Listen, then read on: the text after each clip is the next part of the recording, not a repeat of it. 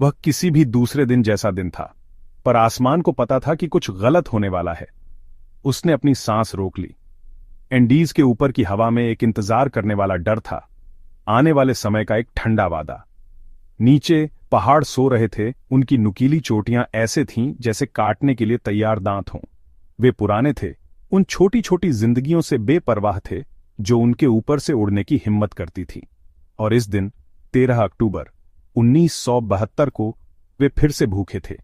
बादल केवल बर्फ के साथ नहीं, बल्कि एक मनहूसियत के साथ इकट्ठा हुए थे। कल्पना कीजिए प्लेन के अंदर की हंसी। युवा लड़के, एक रग्बी टीम जो जीवन और सपनों से भरी थी, चिल्ली में एक मैच के लिए जा रहे थे। वे मोंटेवीडियो, उरुग्वे के ओल्ड क्रिश्चियंस क्लब से थे।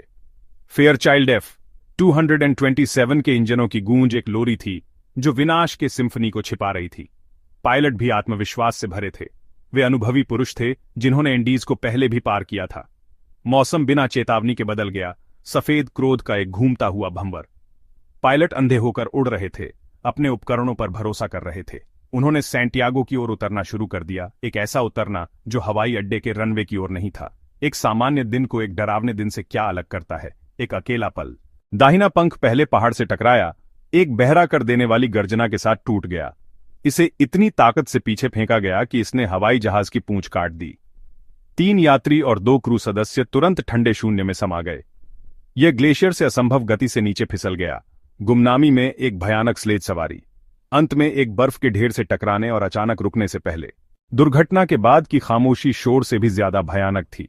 जो लोग अपनी आंखें खोल सके, उन्होंने एक बुरे सपने का दृश्य देखा। कुरकुरी सफेद बर्फ खून और मलबे से सनी हुई थी। ठंड एक शारीरिक दुश्मन थी, उनकी हड्डियों में समा रही थी। वे टूटे हुए धड़ के अंदर एक साथ सिमट गए, बेरहम ठंड के खिलाफ शरीर की गर्मी साझा करने की कोशिश कर रहे थे।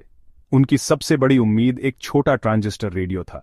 11वें दिन रेडियो से आवाज ने अंतिम कुचलने वाला झटका दिया।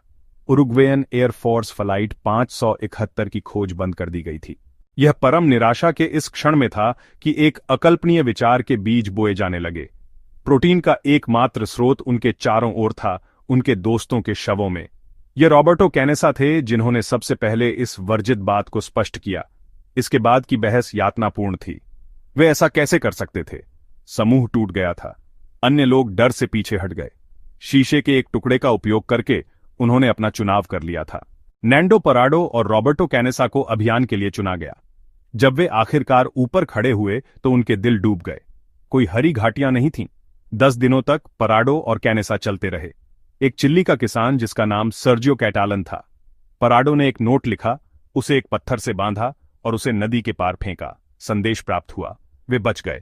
एंडीज में 72 दिनों के बाद 16 जीवित बचे लोगों का बचाव एक चमत्कार के रूप में सराहा गया। जब नरभक्षण का सच सामने आया तो जनमत नाटकीय रूप से बदल गया। अपने परिवारों के साथ पुनर्मिलन भावनाओं का एक भारी क्षण था।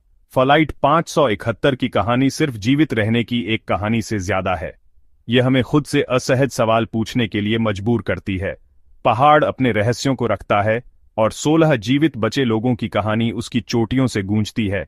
वही चुप्पी जो कभी चीखने से पहले एंडीज को ढंक लेती थी।